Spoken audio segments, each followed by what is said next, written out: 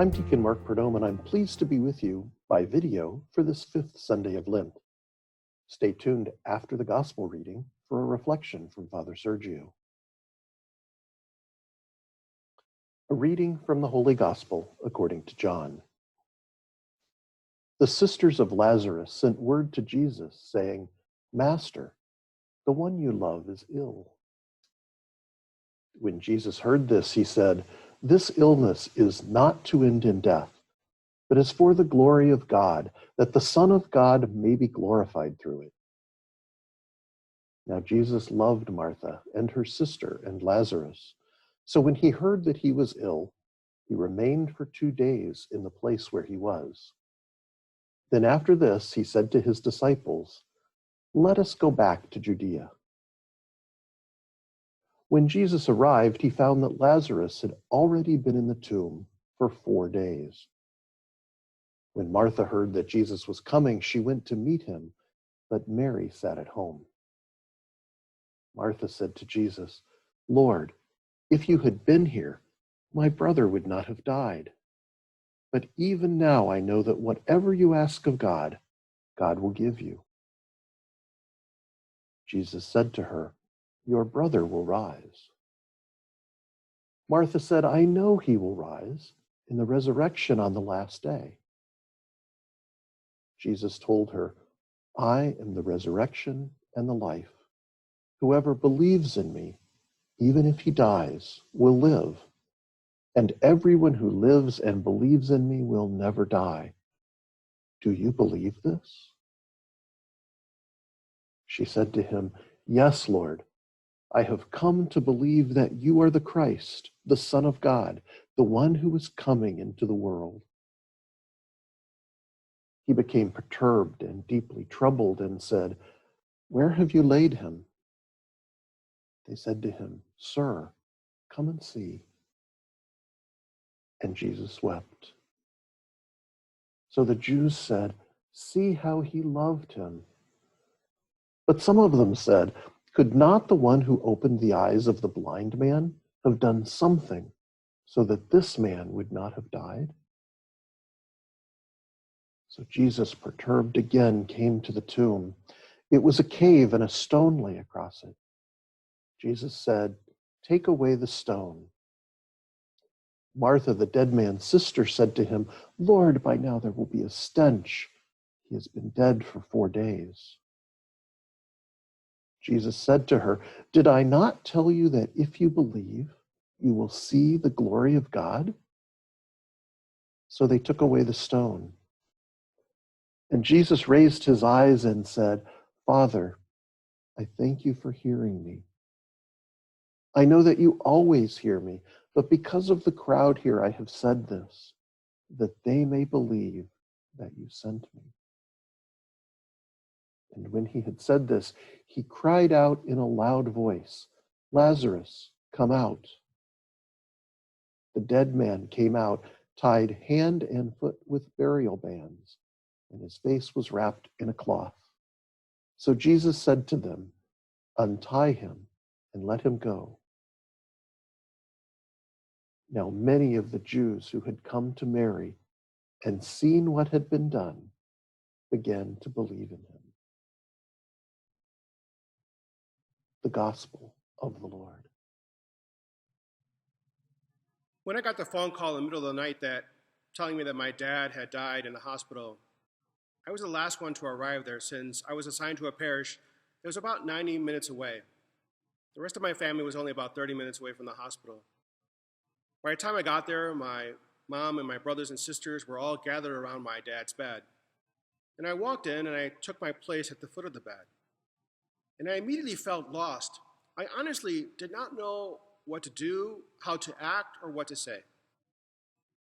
This was a new feeling for me, and it really perplexed me.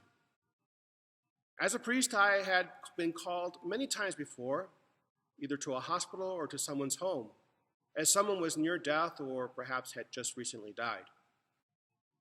My seminary training had prepared me well as to what to say and what not to say. I knew how to sit with people's grief. I knew how to offer words of hope when appropriate. I had done this countless times before. I even thought myself as being pretty good at this. But now with my own dad, as I sat with my own grief, I was lost, almost as if I were experiencing death for the first time. Eventually, one by one, my mom and my siblings said their goodbyes to my dad, and they left the hospital room to wait outside until it was just my sister and myself. It was at that point that the pain of death just hit me like a ton of bricks. I felt my knees buckle, and I fell down to the ground, and I cried like I'd never cried before.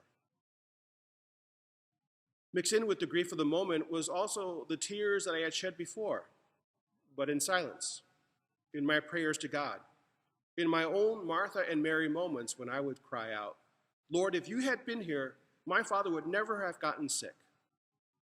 Lord, if you had been here, my father would not have died." As a priest, of course, I believe that Jesus is the resurrection and the life. But in that very moment, the pain of suffering and death was so real and extremely overwhelming. And more than that, this time it was personal. In many ways, the whole world is presently overwhelmed by the pain and suffering and death that is a result of the COVID-19 pandemic. We too may find ourselves having our own Martha and Mary moments. Lord, if you had been here, none of this would have happened. We likewise may join the crowd in today's gospel and say, could not the one who opened the eyes of the blind man have done something for us? All these are questions and reactions that Jesus faced in the gospel at the death of Lazarus. Ultimately, these are questions that deal with the problem of evil. How do we reconcile a loving God who allows evil to exist? Jesus never answered this question in today's gospel. And for 2 millennia since, humanity has continued to struggle with finding an answer. But even though Jesus never deals with these questions directly, Jesus himself was perturbed. He too experienced the paradox that we struggle with. He too was overwhelmed with the pain of suffering and death. Even though at this point in the gospel, he knows who he is. He knows what he can do for his friend Lazarus, and more importantly, he knows why he was going to Jerusalem, to face his own suffering and death. The gospel tells us that he wept. It's interesting to notice that nowhere else do we hear him do that. He didn't weep when he raised Jairus' daughter to life. He didn't weep when he encountered the funeral procession for the widow of Nain's son and rose him to life. But he did weep for Lazarus, because this time it was personal. This was his friend. And no amount of knowledge about who he was as the Son of God had prepared him for this very human moment where he experienced the pain of suffering and death. During these uncertain, angst-filled times, it's quite natural for us to say, Lord, if you had been here. As before, Jesus doesn't solve this riddle for us. But what he does do for us at this uncertain time is what he did for Lazarus. First of all, he weeps.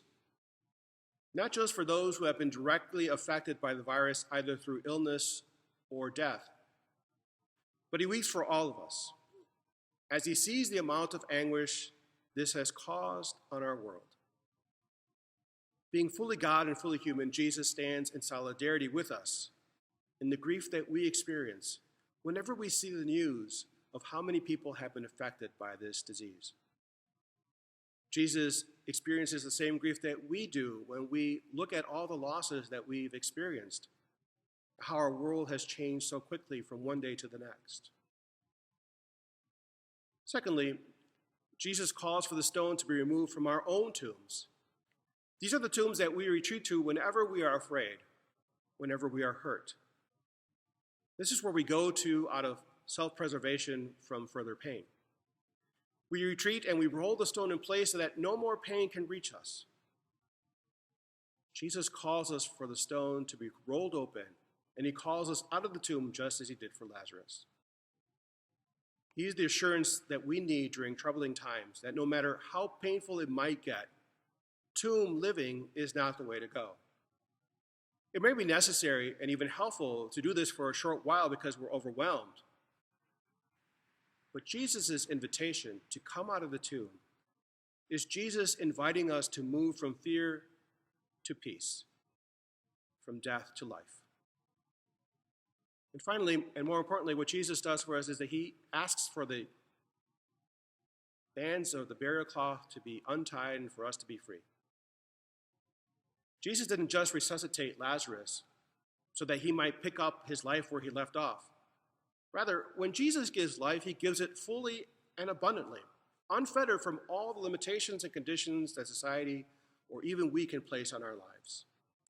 That's the significance of those beautiful words, untie him and let him go free. Lazarus was not just raised from the dead, he was raised to new life and free from all the death that compromises life. During these difficult times, my friends, Jesus offers us the same freedom.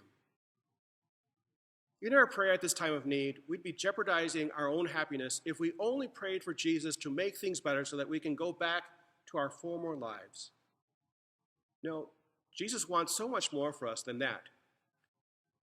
He also wants us to be free of all the limitations that we place on ourselves and others, which prevent us from fully living life as God intends us to live. My friends, as we struggle with the uncertainties of these times, Jesus is continually calling us out of the tomb into the light of the Lord. That might be a little intangible for us right now, especially since we still have to remain in the tombs that we now call the stay-in-place order. But that's okay. It's a perfect time for us to tune our ears to the voice of the Lord so that we can indeed hear him. Our world has grown really quiet because of this, and it's a great opportunity for us just to be silent, to be still, to be with God so that we might hear God speaking to us. This is also a great opportunity for us to look at our own lives and the lives of our loved ones and even of our world and to see what's holding us back from truly living life as Jesus wants us to live. What's keeping me in the tomb?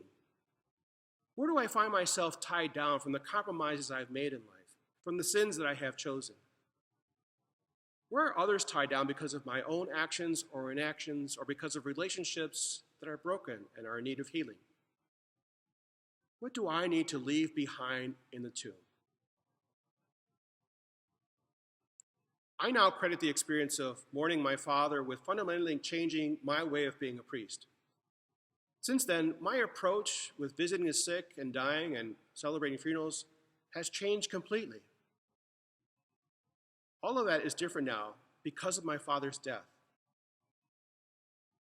This COVID pandemic can have the same effect on us as well, if we let it. It's an opportunity for grace to change our approach to life, to relationships, and to our faith. Simply returning back to our normal lives would be merely like popping our heads out of the tomb, only to retreat back into them. Or it'd be like leaving the tomb and we walk around like mummies, still tied down by our burial cloth. Jesus calls us to something more. Jesus calls us to life fully lived, unfettered and free. Because again, this time, it's personal, because he is our friend.